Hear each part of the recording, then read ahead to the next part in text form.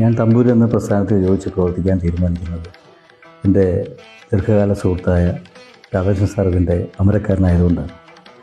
അതുമാത്രമല്ല, ദീർഘകാലത്തെ സർക്കാർ സേവനത്തിന് ശേഷം എൻ്റെ റിട്ടയർമെൻറ്റിനോട് ഞാൻ അടുക്കുകയാണ്. റിട്ടയർമെൻറ്റ് കാലം എങ്ങനെ ആവണം, എത്ര ആസ്വാദ്യകരമായി ജീവിതം മുമ്പോട്ട് കൊണ്ടുപോകണം എന്ന് ഞാൻ പലപ്പോഴും ആലോചിക്കാറുണ്ട്. തമ്പൂര് എനിക്ക് ഇതൊരു വലിയൊരു അവസരമാണ് പ്രദാനം ചെയ്തിരിക്കുന്നത്. ഇതൊരു സൗഹൃദ കൂട്ടായ്മയാണ്. ഞങ്ങളുടെ പഴയകാല സൗഹൃദത്തിലുള്ള എല്ലാവരും ഇതിൻ്റെ ഭാഗമാക്കാവുമെന്ന് ഞാൻ പ്രതീക്ഷിക്കുന്നു.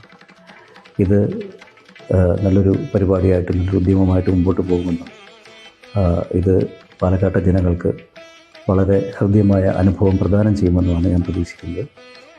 ഈ ഉദ്യമത്തിന് എൻ്റെ എല്ലാവിധ ആശംസകളും. തമ്പുരുവിന്റെ വേദി ചിലങ്കയണിയുമ്പോൾ പാലക്കാടൊരു ശരത്കാല സന്ധ്യ.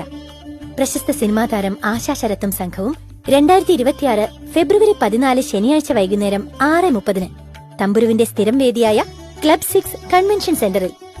തമ്പുരുവിന്റെ അടുത്ത പ്രോഗ്രാമിൽ ഞാനും വരുന്നുണ്ട്. പ്രോഗ്രാം കാണുവാൻ എല്ലാവരെയും ക്ഷണിക്കുന്നു. വരണം, അനുഗ്രഹിക്കണം. നമസ്കാരം.